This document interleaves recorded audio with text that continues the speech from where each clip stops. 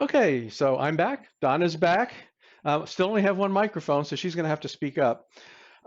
Anyway, today what I'm going to make is a side dish that's going to be plated with a dinner later. And so the side dish is going to be roasted tomato with succotash.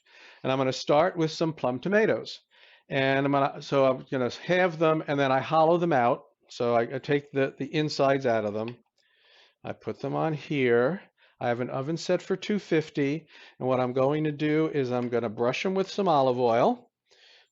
Nice little olive oil in there. Okay.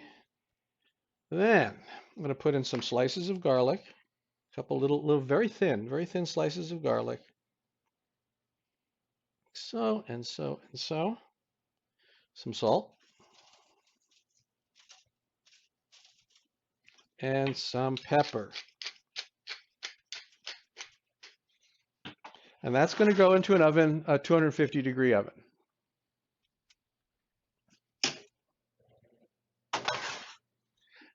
Now, I don't want to turn these into mush. I'm just going to cook them long enough so that they're cooked through, but they're still firm. Which will be longer than the duration of this video. Yes, so we'll take care of that. So now the next thing I do actually is a couple different things. The first thing I'm going to do is to start the corn.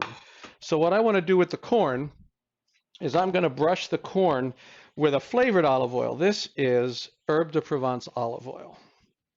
Okay, I'm gonna just brush it with some of that and put it on this grill pan here, griddle. You could cook it, you could actually use a broiler, you could use, if it's nice, the weather's nice out, and you could use your barbecue, whatever it is. But what I want to do is I want to get some char on these kernels. And now over here, I'm not going to waste what I took out of the tomato.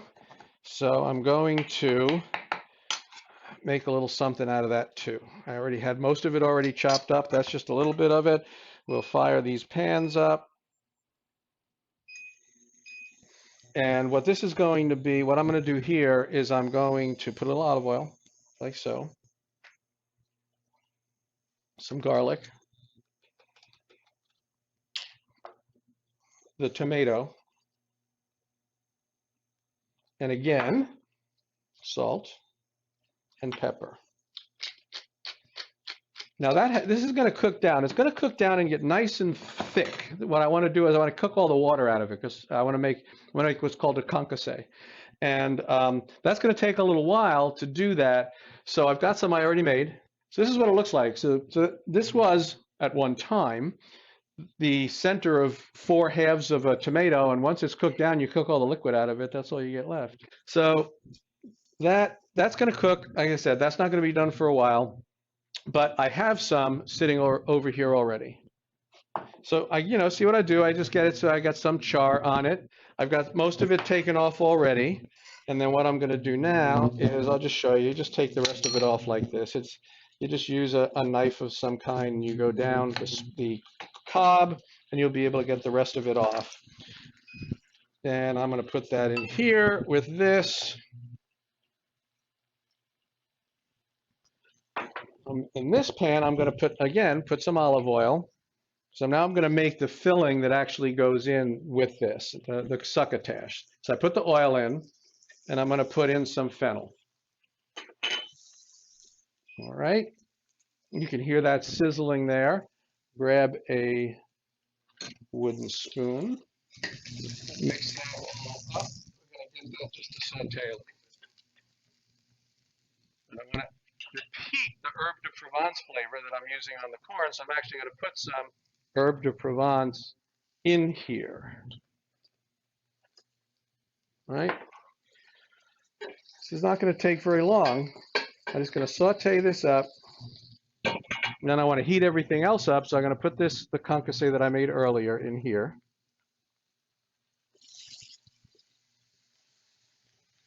And then I'm going to add my corn. So that's my little succotash filling. What is succotash?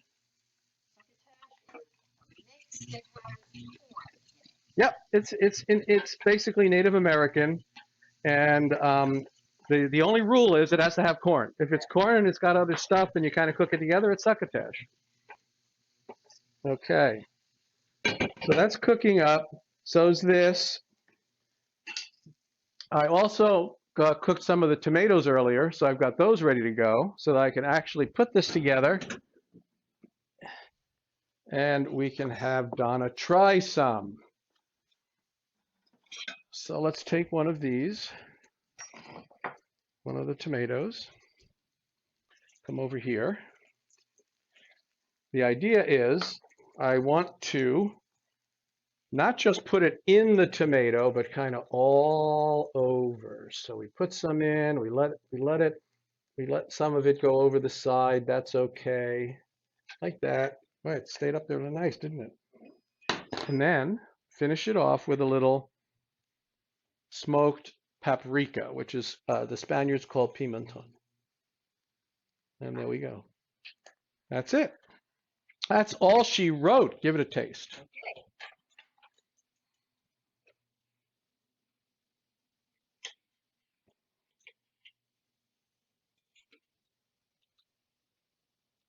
Mm. Ooh, wow. What do you think? Love the pimenton on top. That's Okay. fabulous. And it's a good mix. Got a little acid, a little fat.